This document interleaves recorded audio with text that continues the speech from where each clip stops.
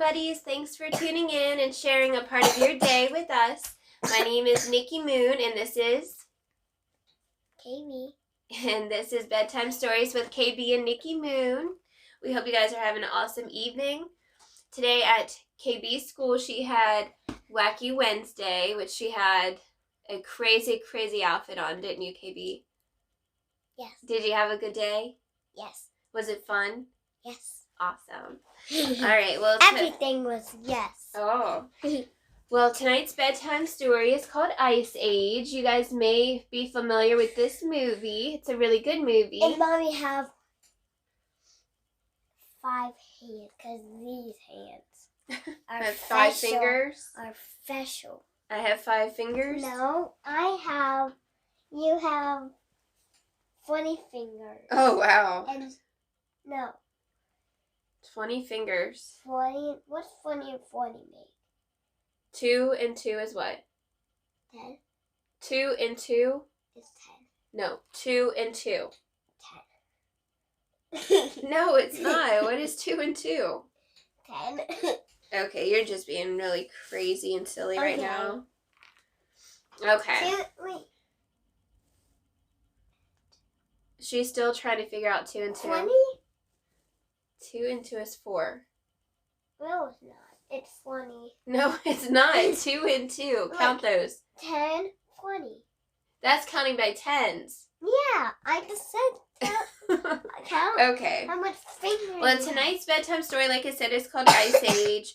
So this book is adapted by Nancy Krulik. We're just going to get right into it because this is a longer book than what we normally do, and it has quite a few really great pictures that I'm sure KB wants to share with you guys, and yes, I think that you would enjoy these too. Wow. Are you going to pay attention to this one? Yes. Okay. Look at this crowd. An impatient, short-snouted creature moaned as he stood in a southbound traffic jam along the Migration Trail. I knew we should have left early. Fall's never been this cold, dear, his wife said. Everybody feels it. Then, just as the restless animal thought things couldn't get any worse, a huge woolly mammoth named Manfred lumbered through the crowd, heading north on the trail. He was causing an even bigger traffic jam. Oh my goodness. That's big. All right, let's concentrate on this book because they can hear that. All right. Manfred was not the only creature heading the wrong way that morning. A slovenly sloth named Sydney had been fast asleep in a tree. Now the heavy thuds of the migrating animal's footsteps woke him up. As he slipped from his perch, he saw an overeager female sloth heading right for him. Oh no, it was Sylvia, Sid moaned. One way or another, conversations with her always turned to commitment. Something Sid was definitely not into. But today, good luck was with him. Before Sylvia could force Sid into heading south with her, a crowd of glyptodons came waddling by. The herd of mammals was moving in Sylvia's direction. With a little nudge from Sid, Sylvia was swept away by them. Sid was relieved to have slipped out of this commitment, at least for a while. Yep, a while. Look at his funny face. I disappeared. Look at his funny face. Him only had a couple too. He did like... Woo, that was close. Sid turned around to head in the opposite direction. Squish! Something warm and mushy splattered under his foot. Yuck! Gilpto poop. He quickly struggled to wipe his paws on a pile of leaves. Talk about a bad move. Those leaves were part of a salad belonging to 2 rhinos, Frank and Carl. Clearly, they were not happy to have Sid ruin their lunch. The rhinos charged at him. Just as the sloth sped away, bam! He slammed right into Manfred, the grumpy, woolly mammoth. Sid hid behind Manfred's thick, hairy rear leg. Don't let them impale me, please. I want to live, he begged. Get off me, Manfred said to a very scared Sid. Carl and Frank were ready to attack. Wait a minute, I thought rhinos were vegetarians. Who said we're going to eat him after we kill him? Carl asked. Manfred looked disgusted. I don't like animals that kill for pleasure, he declared.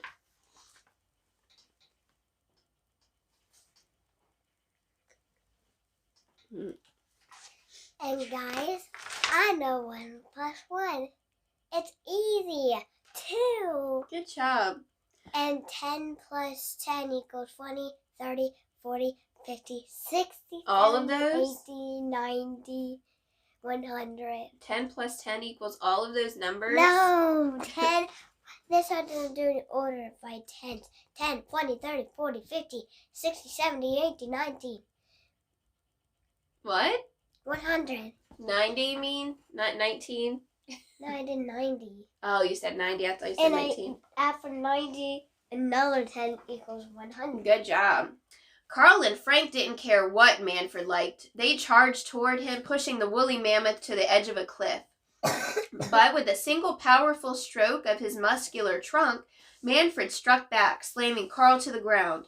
Then he grabbed Frank with his massive ivory tusks and tossed him high in the air. The rhino landed with a bellowing thud. Sid peered out from behind the safety of Manfred's leg. Woohoo! We did it! He cheered. Once he was sure the rhinos weren't getting up, he threw his arms around Manfred's trunk, sending them both over the edge of the cliff. When they landed, Sid was plastered to Manfred's face. You have beautiful eyes, he said. Manfred didn't reply. He simply shook Sid loose and walked away. That's pretty bad, I think. In my brain, it thinks that. It's a big woolly mammoth. Whoa, we make a great team, Sid called after him. What do you say we just head south together? Great, yeah, jump on my back and relax the whole way. Wow, really? No, Manfred snapped back. Wait, aren't you going south? Sid asked, running after him. Manfred didn't answer. He just kept walking north. Sid considered his options. It was awfully cold up where Manfred was heading, but when Carl and Frank recovered, they were going to be very upset. That whole south thing is way overrated, Sid finally declared. The heat, the crowds, who needs it? You just want a bodyguard so you don't become somebody's side dish, Manfred countered. You're a very shrewd mammal, Sid told his new traveling companion.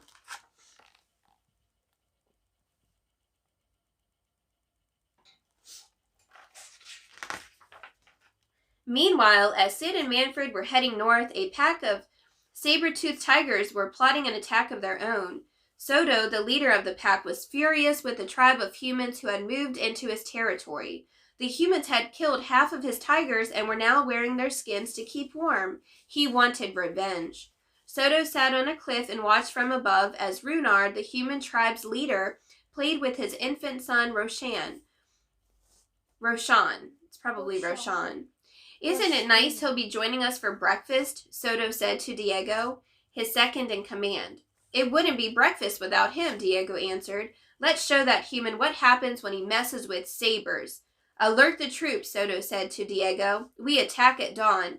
Bring me that baby, Diego, and bring it alive. Yeah. Oh, poor baby. Oh, they're trying to eat that baby for breakfast. Later that evening, Manfred collected some branches and brush from the plain to build a shelter. Sid followed lazily, dragging one dead branch behind him. That's your shelter? Hey, you're a big guy. You got a lot of wood. I'm a little guy. You got half a stick. Yeah, but with my little stick and my highly evolved brain, ow, he poked himself in the eye. I shall create fire. 2 hours later, Sid was still rubbing 2 sticks together when it started to hail. Manfred was protected in his sturdy lean-to. Any chance I could squeeze in there, Manny, old pal?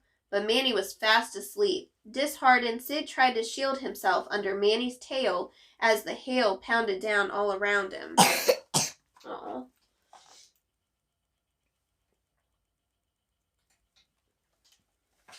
Look at him. Where's the baby? I don't have the baby yet. The tigers attacked the human camp at dawn. The surprise raid caught the tribe off guard. They fought hard, but the tigers were too powerful. Nadia, Runar's wife, raced through the campsite, clutching her son, Roshan. Diego was hot on her trail. He chased her to a cliff overlooking a thundering waterfall. Nadia knew if she stayed on the cliff, the tiger would surely kill her and her baby. If she jumped, at least Roshan's life might be spared. Diego watched, wide-eyed, as mother and baby disappeared over the cliff. He had to find the child alive.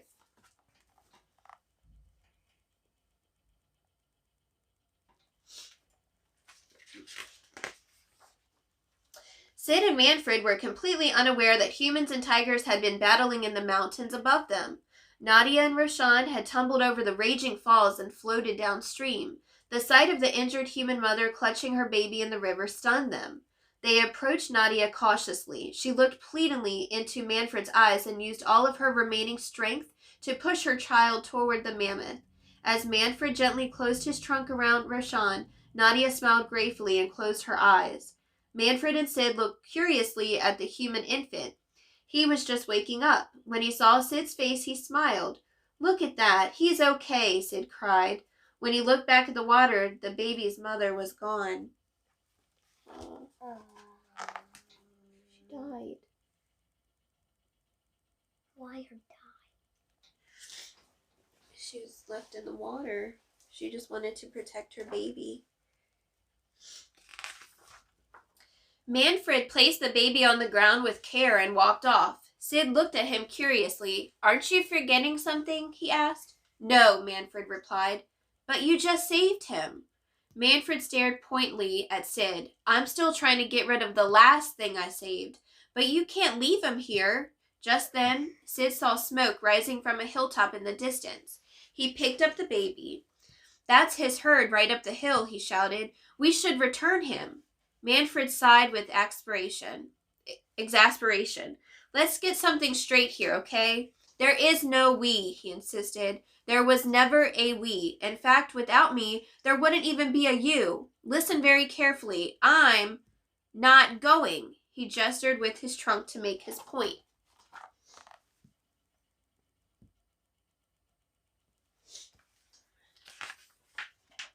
"Fine, be a jerk," Sid declared. "I'll take care of him." He stuck the baby under one arm and began inching up the side of the sheer cliff as best he could. Unfortunately, sloths are not known for their climbing skills. He quickly lost his footing. As Sid stumbled, Roshan slid out of his grip. The baby tumbled through the air. Sid grabbed onto the nearest rock, then stuck his paw out just in time to catch the baby by his diaper. Roshan was safe, but only for an instant. The stitching on the side of the diaper tore. Roshan slipped free and began to fall toward the ground. In a flash, Diego leaped from a lower ledge of the cliff and snatched up Roshan in his teeth.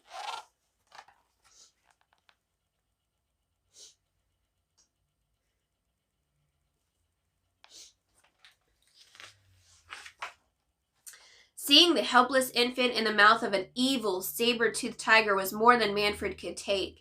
He moved toward Diego and whacked him with his trunk. Diego dropped the baby in surprise. Manfred scooped up Roshan. "That pink thing is mine," Diego spat out. "Oh no," Sid disagreed as he crawled sheepishly down from the mountain. "Actually, that pink thing belongs to us." Diego looked from the massive mammoth to the mangy sloth. "Us?" he said mockingly. "You two are a bit of an odd couple." Manfred sighed and reminded Sid, "There is no us."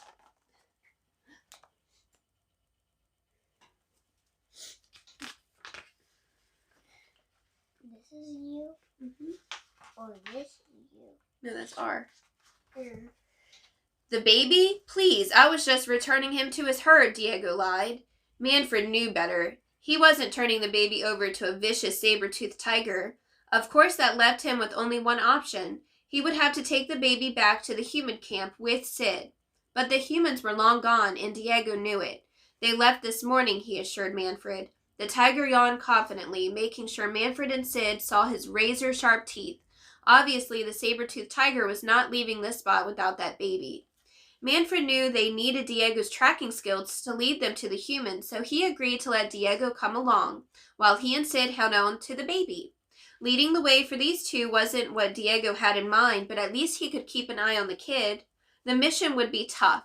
Diego had no idea how tough. Neither did Manfred or Sid. When Roshan began to cry, Sid tried to calm him down, but the slippery, squirming child kept howling at the top of his lungs. He's probably hungry. Or needs a diaper change, huh? Or maybe he's scared and wants his mommy and daddy. Guess what, guys? I find slime on my bed, but it was glitter. You probably can't really see it. Oh, you can. Okay. Finish the story, baby. There. Let's pay attention to the book and not the slime on your bed. Roshan's wailing seemed to get louder with every step they took. The animals tried everything to stop him. Sid even changed his dirty diaper, but the baby just kept crying. Finally, Diego decided to take matters in his own paws. The tiger covered his eyes and moved his face closer to Roshan's. "Where's the baby?" he cooed. He uncovered his eyes and jumped toward Roshan. "There he is!" But playing peekaboo with the tiger made the baby cry even harder. "Stop it, you're scaring him," Manfred yelled, grabbing Roshan. "I bet he's hungry," Sid said. At the same time, all three animals spotted a large melon sitting on the ground nearby. "Food!" they shouted. Manfred ran over to pick up the melon. As he did, a strange-looking creature called a dodo bird ran by and grabbed it from him. Sid, Manfred, and Diego chased the bird. Roshan howled. There was no time to waste.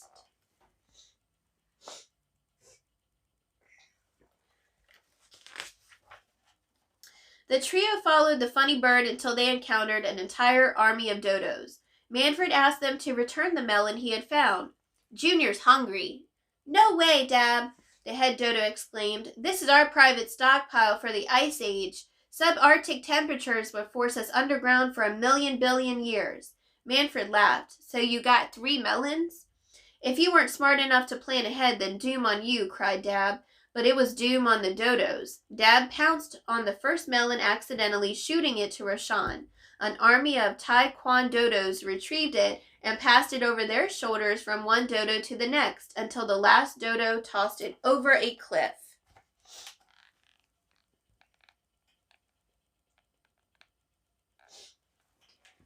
Look at those dodo birds. That's a lot. Yeah. 3 dodos chased the second melon, but instead of saving it, the dodos and the melon fell into a pit of boiling water. As the last lemon bounced back and forth between the dodos, Sid managed to catch it, tackle a tower of dodos, and still land on his feet in front of Manfred, Diego, and Roshan. He did a victory dance, spiking the melon to the ground. Splat! Soon the only sound in the camp came from Roshan, who was happily munching on the squashed melon. Mission accomplished. So the baby got to eat some melon, huh? After Roshan's tasty dinner, it was time to set up camp for the night. What? I paused. Why? I paused. I paused myself, now I can't. I'm afraid. Oh. Can you unpause me? Unpause you. As they slept, Zeke and Oscar, 2 tigers from Soto's pack, snuck up and hid in the bushes to check on Diego's progress. Diego was not happy to see them. "Tracking down helpless infants too difficult for you?" Oscar whispered to Diego in a sarcastic tone. "Soto is getting tired of waiting." "He said come back with the baby or you don't come back at all," Zeke added. Diego bared his teeth in a sinister grin. "I have a message for Soto. Tell him I'm bringing the baby, and tell him I'm bringing a mammoth." Diego moved aside so that Zeke and Oscar could see Manfred asleep with Roshan curled up in his trunk. Look at all that meat," Zeke remarked, licking his chops. "Let's get him." He raced toward Manfred. Diego stopped him in his tracks. "Not yet," he insisted. "We'll need the whole pack to bring this mammoth down. Get ready, everyone." I'm trying to eat. Yeah, they're trying to eat them. The next morning, Manfred awoke early. He stretched his limbs wearily, then looked around for Roshan, but the baby was nowhere to be found. Quickly, Manfred bounded over to Diego. The sleeping cat sprang to his paws. "Where's the baby?" Manfred demanded. "What do you mean, where's the baby?" Diego repeated with a nervous gulp. "You lost it?" Manfred and Diego realized at the same time that Sid was missing too. What was he up to?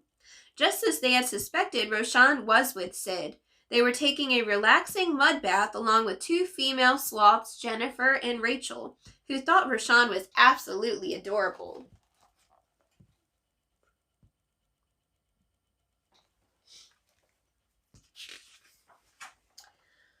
matter with you?" Manfred asked Sid as he removed Roshan from the tub. Sid jumped out and ran after Manfred. "Please, I'm begging you, I need him."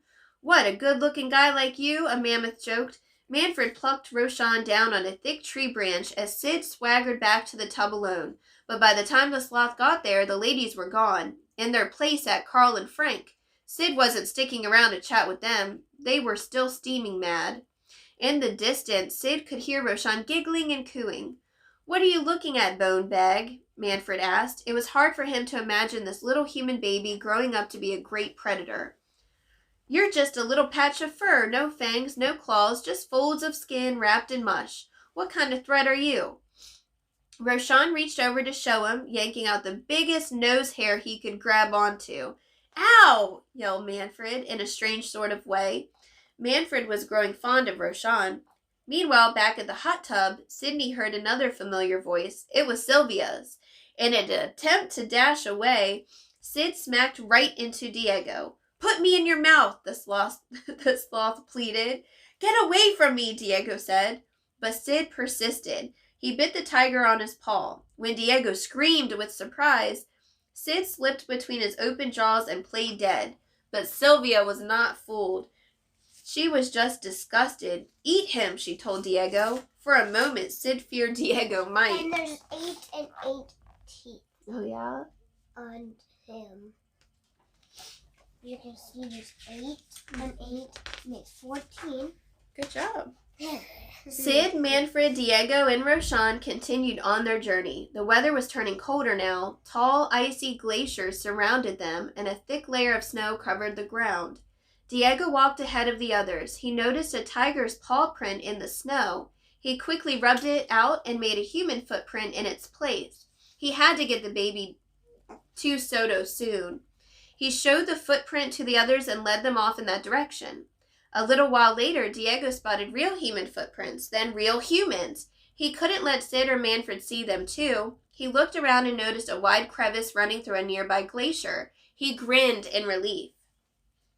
"Hey, great news! I found a shortcut," he called to Manfred as he pointed to the long, narrow channel that cut through the frozen ice. "If we slip through there, we can beat the humans to the pass and drop the baby off on their trail. If we go the long way, we might miss them."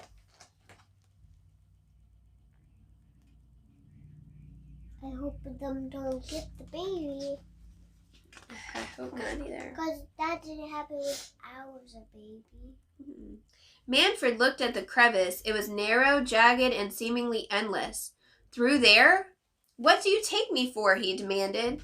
Before Diego could respond, Sid walked toward them. "Hey guys, check it out." He held 2 icicles on either side of his throat. He stumbled around pretending that an icicle had pierced him through the neck. Diego could tell Manfred had it with Sid's antics. "This time tomorrow, you could be a free mammoth," Diego tempted him.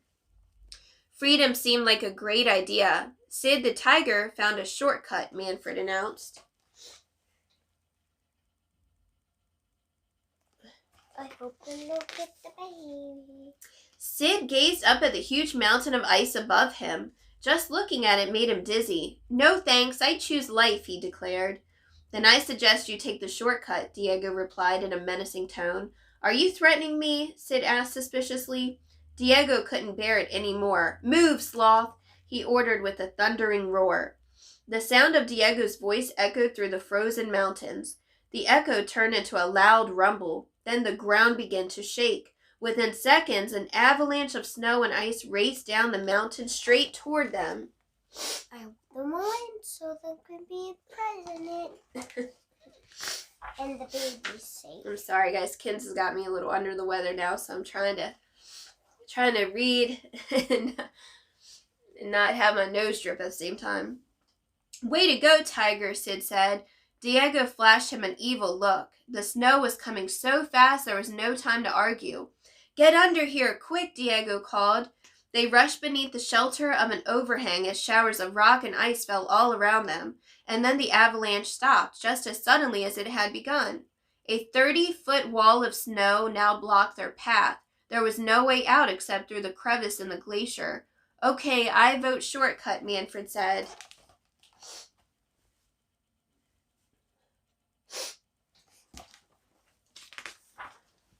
Ooh.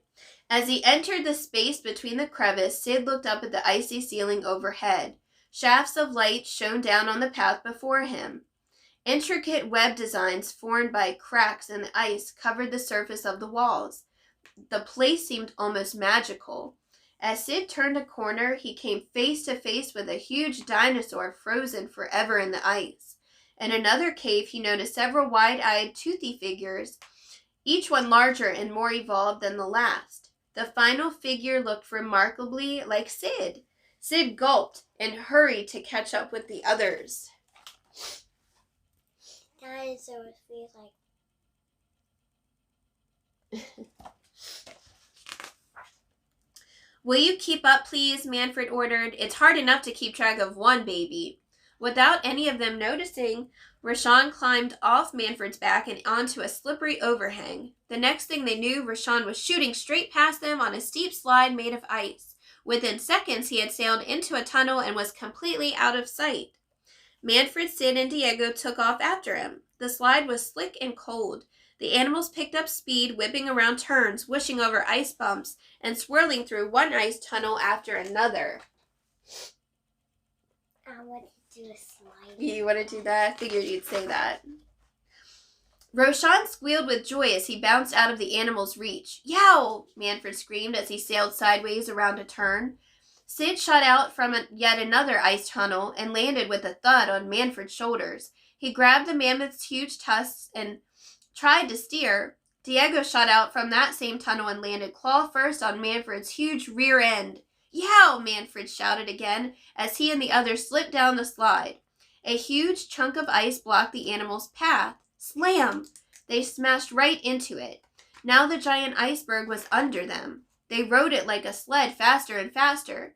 Sid was the first to reach Roshan. He grabbed the baby and held on tight. Suddenly, Sid's body left the ground. He and Roshan flew through the air. Finally, they crashed into a huge mound of snow with Diego and Manfred right behind them.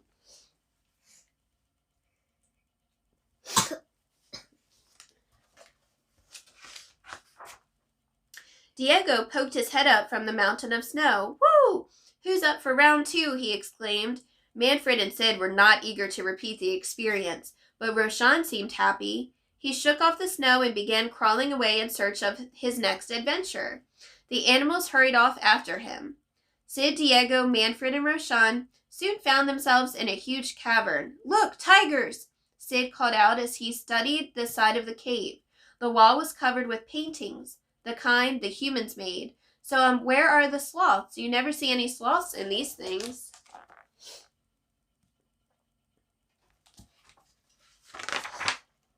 Sid went close to another drawing. Look, Manny, a mammoth. Manfred rolled his eyes. Ooh, pinch me, he mumbled sarcastically. Hey, this fat one looks like you, Sid continued. Look, he's playing with this kid. That's your problem. That's what mammoths are supposed to do. Find a she-mammoth, have a little baby mammoth. Sid, Diego interrupted.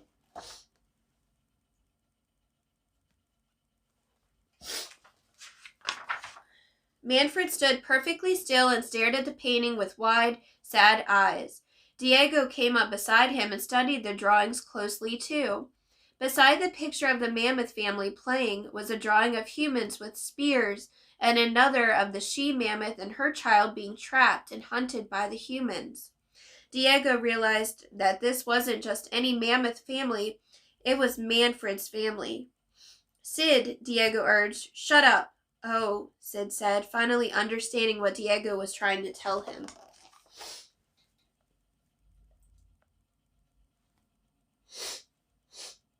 That was his family that got murdered. Sad. There was utter silence in the cave. Nobody said anything. Manfred reached out his trunk to stroke the picture of his only child. Just as his trunk touched the image, it bumped Roshan's tiny hand. Roshan looked up at Manfred with innocent eyes, stumbling slightly with his arms held out straight, awaiting a hug. Manfred scooped him up with his trunk and held him close. He was determined to keep this baby safe. All this emotion was too much for Sid. He sniffled sadly, then wiped a big green glob off the end of his nose and rubbed it onto Diego. Manfred put Roshan on his back and left the cave without a word. Sid waddled after him. Diego lingered a moment longer, taking one last look at the paintings. He thought of the pain the hunters had caused Manfred. Now he was about to do the same. While Roshan was in the comfort of the cave with his newfound friends, Roshan's dad, Runar, still searched the snow-covered valley for his son. The wolves tracking Roshan had lost his scent. It was time to give up the search. Runar clutched Roshan's necklace in the palm of his hand. Traces of the boy may have faded in the snow, but never from Runar's heart. Oh, he misses his baby so much. No, the glitter fell off the book. As the animals left the cave, they caught a glimpse of a large volcano in the distance. Well, would you look at that? The tiger actually did it. There's Half Peak. How did I ever doubt you? Manfred asked Diego. Sid knew that they were almost at Glacier Pass, where the humans were headed. Did you hear that, little fellow? He said to Roshan. You're almost home. Sid stood still for a moment and looked down at his claws. Suddenly he noticed that the snow-covered land beneath him felt awfully warm. My feet are sweating, he mumbled with surprise. Do we have to get a news flash every time your body does something? Diego hissed.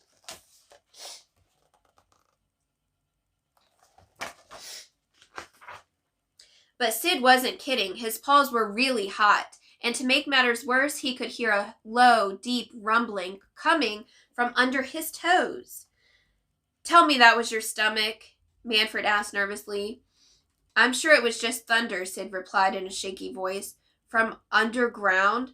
Suddenly a blast of hot lava exploded from underneath the ice. Boom, boom, boom! Fountains of molten earth burst forth at a rapid pace. The sizzling liquid rock melted the snow, leaving large lakes in its place. Except for a few slim ice bridges spanning the ravine, the ground beneath the animals' paws was quickly disappearing. Run! They all shouted.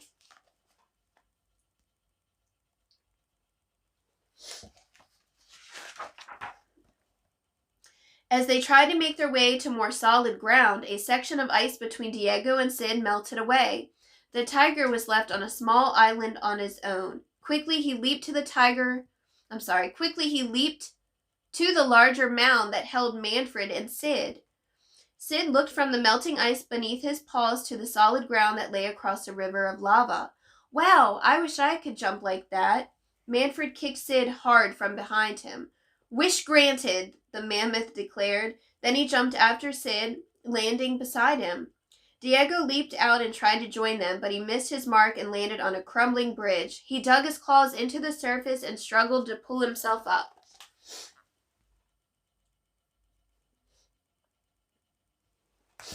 It's not very easy to read when you're sick, is it? No. Manfred raced back to the bridge to help. Hold on, he called to Diego, but Diego couldn't hold on any longer. His claws began to slip. Manfred stretched his trunk as far as he could to Diego, who grabbed hold of it with his claws. The mighty mammoth flung the tiger into the solid ground, saving him from the boiling lava lakes. Crack! The bridge broke and Manfred fell, disappearing from their sight. But in no time at all, another explosion of lava hurled him high up in the air. Thud! Manfred landed motionless in the snow near the others. Sid raced to his side. Manny, are you okay? Come on, say something, he begged. Anything.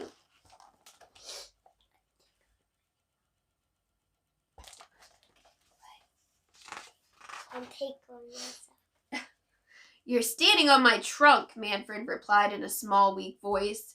Yay, you're okay, Sid cheered. Why did you do that? The tiger asked. You could have died trying to save me. That's what you do in a herd, the mammoth explained simply. You look out for each other. Well, thanks, Diego said, clearly uncomfortable. No one in his own pack had ever done anything like that for him before. It had always been every tiger for himself. We're the weirdest herd I've ever seen, Sid joked. You're standing on my trunk, he said. I'm standing on my trunk. I'm tickling myself still. The animals found a place to take a much-needed rest at the top of the mountain. As Manfred kept an eye on Roshan, Sid drew a picture of a sloth. What are you doing? Diego asked. Putting sloths on the map, Sid replied. Manfred grabbed the rock from Sid and began to draw a more realistic-looking sloth. Make him rounder, cried Diego, and stupider. Sid snatched the rock back and was crossing out the chubby, pear-shaped sloth Manfred had drawn when sparks began to fly. I'm a genius, Sid shouted. Before long, he and Diego were bickering as usual in the glow of the warm, crackling fire Sid had built using the rock as flint. Hey, lovebirds, would you look at this? Manfred remarked. Roshan was standing on his own and trying to walk for the first time. Come here, you little bite, Sid urged. Come to Uncle Sid. But Roshan didn't move in Sid's direction. Instead, he wobbled over to Diego. No, no, no, go to him. Diego pointed to Manfred. Just as Roshan reached the tiger, he stumbled and grabbed onto Diego's leg for support. The tiger gave in and gently raised his paw to help the baby to his feet. Oh, our little guy's growing up, Sid exclaimed.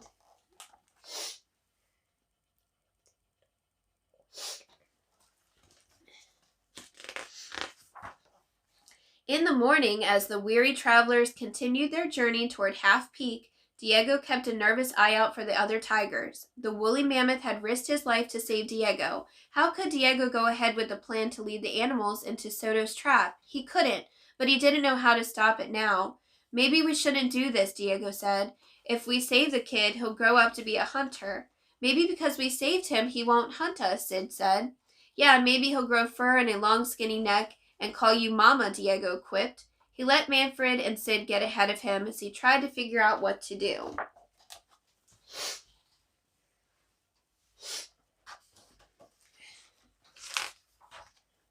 Diego could see flashes of tiger fur on the next hill. Get down, he warned Sid and Manfred suddenly. Follow me. What's going on? Sid asked. At the bottom of Half Peak, there's an ambush waiting for you, Diego admitted with honest regret. I was supposed to get the baby, but then you... You set us up, Manfred exclaimed. You brought us home for dinner. That's it. You're out of this herd, Sid added angrily.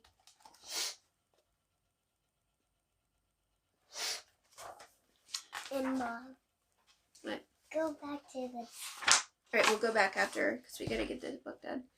I'm sorry, Diego said. Manfred charged toward the tiger and pinned him onto the wall. He pressed one of his sharp tusks under Diego's chin. You're not sorry, not yet. Listen, I can help you, Diego promised. You have to trust me. Trust you? Manfred exclaimed. Why in the world would we trust you? Diego looked him in the eye. Because I'm your only chance.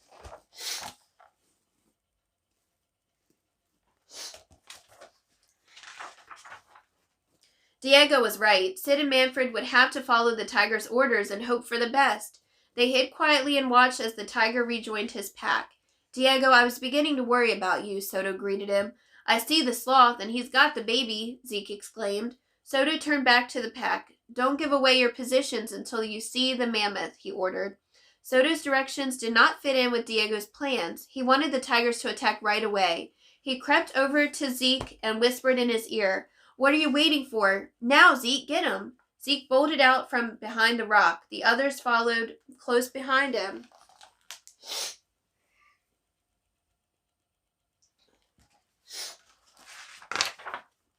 No, I said. Wait for the mammoth, Soto shouted. But it was too late. Zeke leaped onto a bank of very deep snow and headed for the sloth.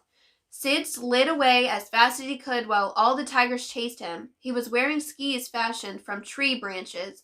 One fell off, but he continued to whisk down the slope until he fell head first into a snowdrift, sending Roshan flying into the air. Soto grabbed the baby. He whipped the blanket off and stared in surprise. Roshan was not there. Soto had captured a baby made of snow. Sid had tricked him. Soto smashed the snow baby with his mighty paw and roared with anger, Get him!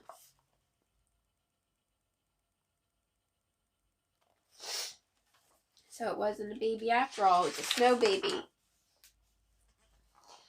Sid turned and grabbed Roshan, ducking just in time to see Zeke leaping at him.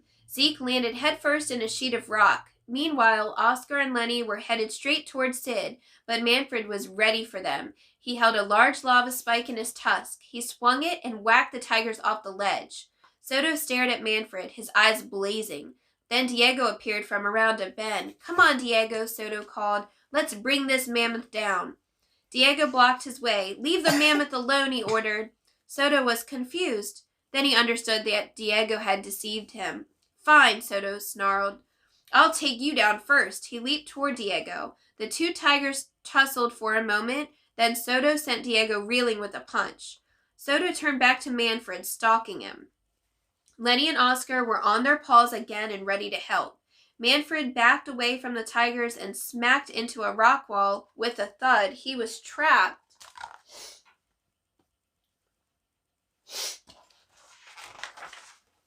Soto charged toward Manfred, but just before he reached him, Diego leaped between them to protect Manfred.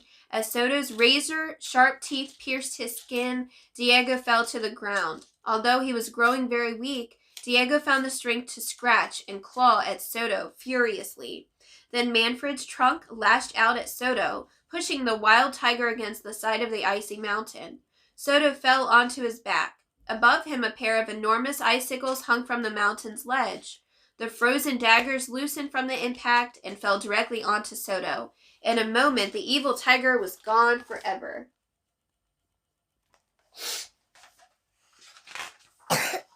Sid, Roshan, and Manfred rushed to Diego's side. Their friend was injured badly. I'm sorry I set you up, the tiger apologized weakly. Then he glanced at Roshan. You'll have to return the little guy without me.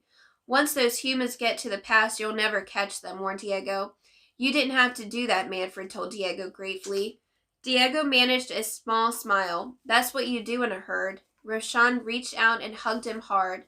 After a moment, Manfred placed Roshan on his back. It was time to give the boy back to his people.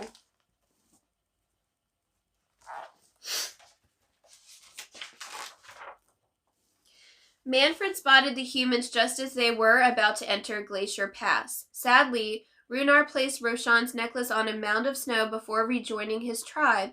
Suddenly, Manfred and Sid were standing before him. Not sure of their intentions, Runar lifted a spear in defense. With his trunk, Manfred grabbed a spear from Runar and tossed it to the ground. Seeing this, the other humans charged toward the mammoth, ready to attack. Then, from behind the large, furry tuft on Manfred's head, Roshan's smiling face appeared. Stunned, Runar signaled for his men to fall back. Manfred gently handed Roshan to his father and watched as Runar hugged his son. With their mission complete, it was time for Manfred and Sid to be on their way. But Roshan squealed and squirmed for his father to put him down. He waddled over to Sid and Manfred for a final hug. Don't forget about us, okay? Sid said. We won't forget about you, Manfred promised, handing Roshan back to his father. Runar was grateful to be reunited with his son. He thanked Manfred by scooping Roshan's necklace out of the snow and gently draping it on one of the mammoth's tusks. Manfred would always treasure this special gift. Oh, that's so sweet. Sid wiped his eyes. Goodbye, goodbye, he called as he waved, practically sobbing. He watched as Roshan and Runar grew smaller and smaller in the distance. Then he noticed the child had covered his eyes and was playing peekaboo. Sid played along, trying to smile. That's right. Where's the baby? Come on, Sid. Let's head south. As the humans vanished over the hill, Manfred turned away and froze in his tracks. Diego was limping forward, or toward him. Bye, Sid said one final time. Save your breath, Sid. You know humans can't talk. The sloth whirled around when he heard that familiar voice, his face lighting up with joy. Diego, you're okay. 9 lives, baby. Sid ran to him, tackled him playfully, then planted a big kiss right on the tiger's nose. Manfred wandered over. Welcome back. Want a lift? No, thanks. I gotta save whatever dignity I've got left. I'll take that lift, Sid said hopefully to Manfred. Pick me up, buddy. This is gonna be the best winter ever, I'm telling you. I'll show you all my favorite watering holes. Manfred wrapped his trunk around Sid and placed him on his back, then headed south with Diego, loping alongside. This special herd was together again. Oh, that's a great story. Did you like that story, KB? What was your favorite part? Take me out to the Yakun. Huh? It was take me out to the Yakun. To the what? Yakun. Yakun. That was in Japan. Japan. In this story? No. No, in this book. What was your favorite part? Ireland at school. Oh, what was your favorite part of this book? in America them say, take me No. What is your favorite part about this book? I have to ask her the same question 10 times before I get her answer. What was your favorite part of this book? We're both delirious. We're exhausted. We don't feel good. In America. So we would like to know, what is your favorite part of this book? Did you enjoy this book? Everything. You liked everything about it? I like the flowers. I can tell you what I didn't like about it. The cold weather. I'm not a fan of cold weather at all. I don't either. You like playing in the snow. Yeah, but the cold weather. Alright guys, well thank you for taking the time out of your day to spend it with us, KB and Nikki Moon. And in America, them say, take me out to the baseball game in Japan. Oh, now I know what you're saying. In Japan, them say, take me out to the yacht. Oh, that's interesting. I didn't know that. Wow. Take me out to the ball game, and in Japan they say take me out to the yakun. Yakun? Huh. That's interesting. She taught me something today. How about that? Well, sweet dreams, guys. If you enjoyed this story, please don't forget to subscribe, like, and share. No. Smash that like button as for my head up. Oh my goodness. Yeah, it's cold medicine time. I get my head off and throw it at you guys. Don't forget to hit the notifications bell so you guys can be notified whenever we have a new story coming out. Have a good night. Bye, guys. Bye. Thanks for tuning in.